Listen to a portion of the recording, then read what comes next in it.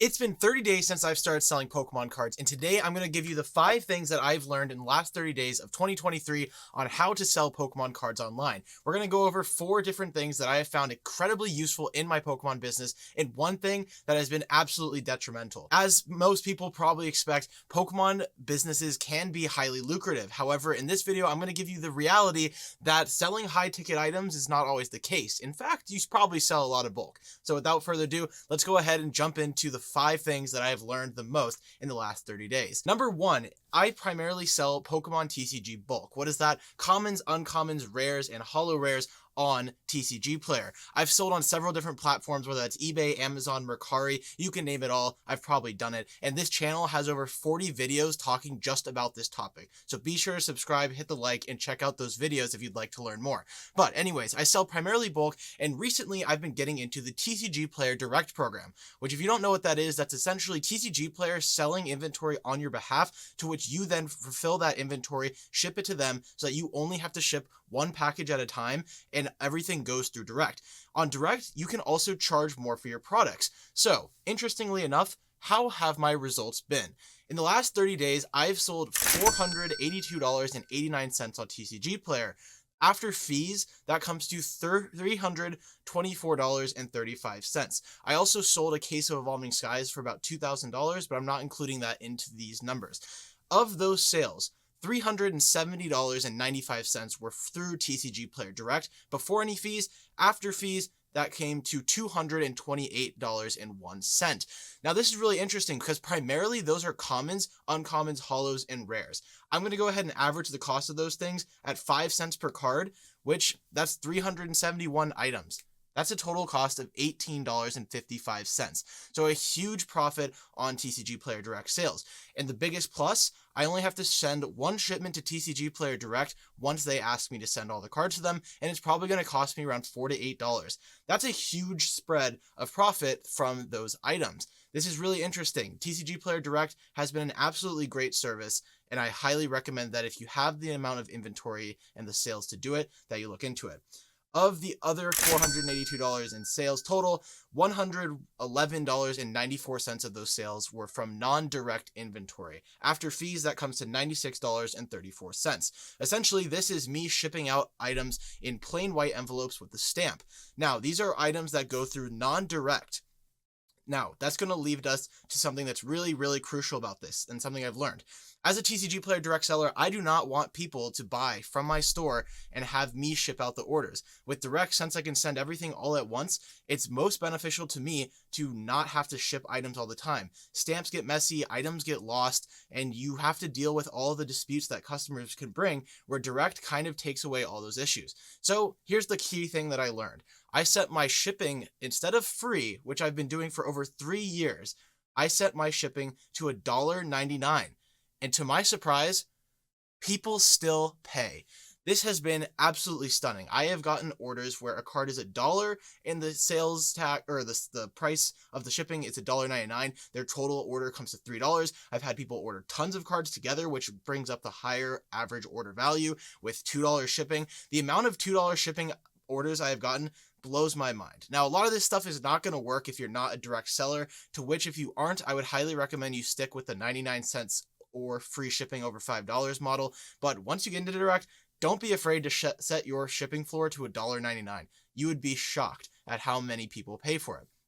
The next thing that I'm going to go ahead and get into, and this is something I kind of knew, but for the first time, I've actually passed my old inventory number, and that is the bigger the inventory, the more sales. Now, this might sound pretty normal, but let's talk about this a little bit.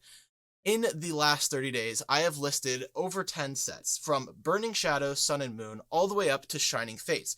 I did this because I wanted to start with the sets that are rotating, which I do have a video on that if you'd like to check it out, but I wanted to focus on all the sets that are rotating at a competitive play, as I expect those cards to decrease in value first.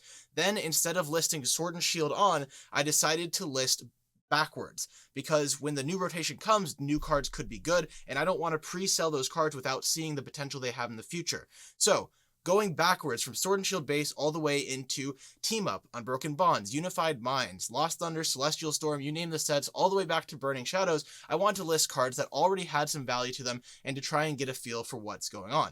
Now, I don't have this as my main hobby, so to me, it's not super important that the cards are selling at a rapid pace. I don't want to race to the bottom. I want to get a good amount of value for the cards that I've listed, and I put a lot of time into this, so I don't want the fast nickel, I want the slow dime. If you haven't heard that before, I'd imagine you should look it up. It's a pretty good theory with business. But the slow dime approach here, instead of listing my cards at whatever market price is, if the threshold of price is below 25 cents, I list every card at 25 cents.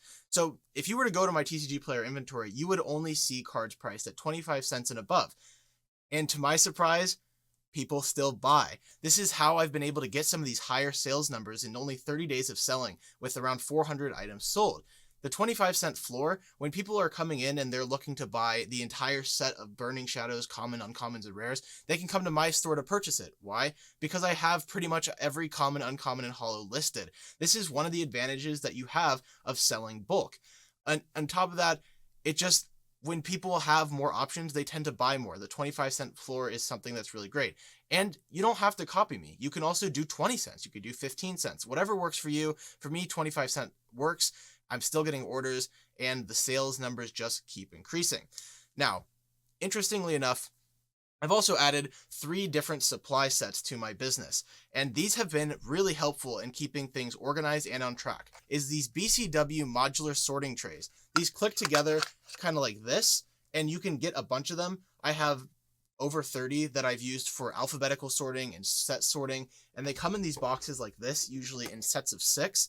They're great for sorting your cards. I've been sorting on a table for years, and this is the first time that I've found a product that I can actually say I'm impressed with how well this has worked. If you'd like, I do have a 10% coupon code to BCW using code THELAB in the description, but no obligation to do so. I'm shocked, and go ahead and check out the Discord server where other people talk about the product too.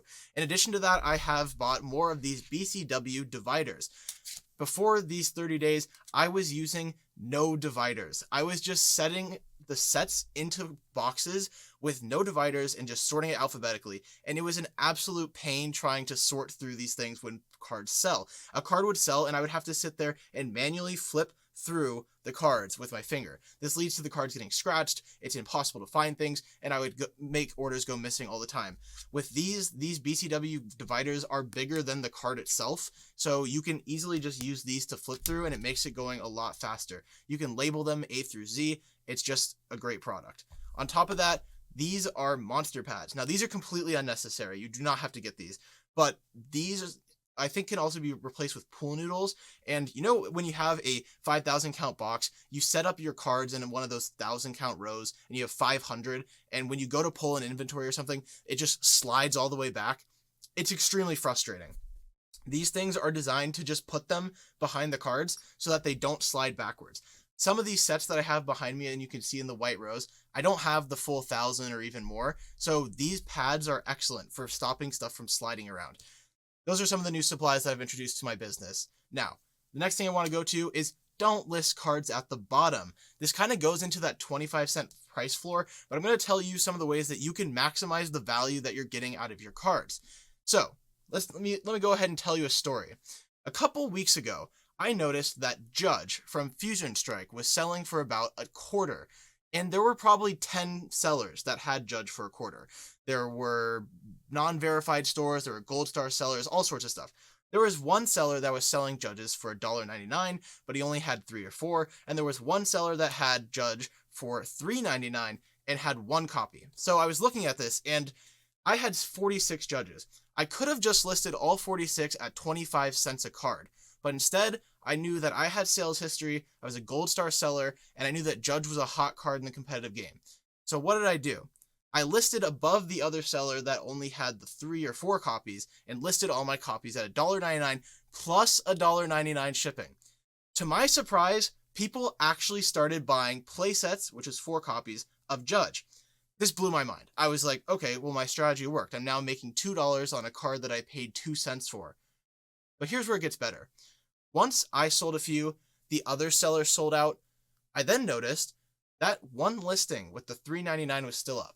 And I decided I'm going to go ahead and take the shot and list all of my judges at $3.99. Can you guess what happened?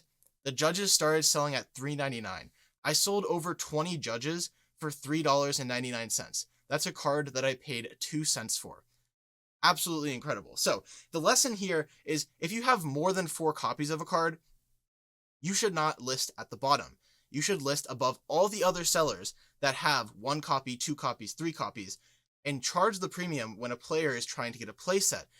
On TCG Player, you have to pay shipping from multiple different sellers if one seller doesn't have all the cards. So be the seller that has all the cards and let them come to you, pick your store, and buy everything from you all at once. Additionally, if you're a gold star seller or you're a direct seller or you have tons of feedback and a 100% feedback rating, use that to your advantage.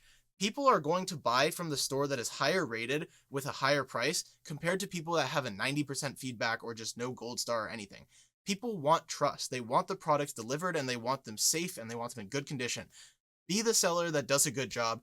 Here on the Lab TCG, we do tons of teaching about how you can be a good seller on TCG Player and these other platforms.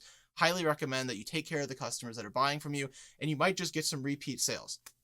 Now, number 4 thing that I have learned, be very, very, very cautious about condition. I bought a collection at the start of the month, or start of January, and it was about a $2,000 collection. And primarily there was a ton of bulk, but there was also a good amount of larger value cards.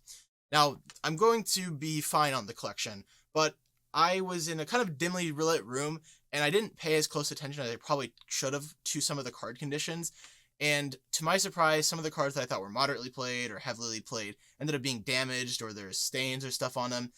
I'm still going to be okay, but some of the bulk too, I've listed a lot of stuff as LP and moderately played, which I would have preferred near mint, but just make sure that if you're running this business and maybe your capital is a little bit more important, like the capital that you have is only going towards one collection at a time, be super meticulous about the condition and make sure that if you are going to be buying lightly played, moderately played, or heavily played stuff, that you know you can make a return on it and that you're paying lower for it because it's not in those pristine conditions.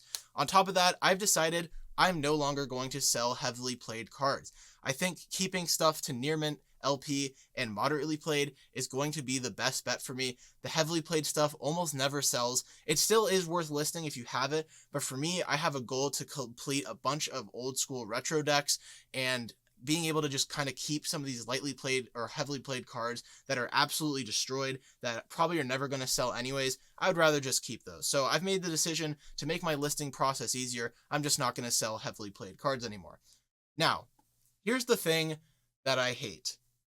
I've been selling Pokemon cards for a long time, and the number one thing that I think is more surprising to people than they may think is that listing Pokemon cards and running a business is extremely time consuming. Even with TCG Player Direct and listing all these cards, I have spent the last couple weekends fully dedicated to running this business. So this is just a warning for anyone that's looking to make quick money.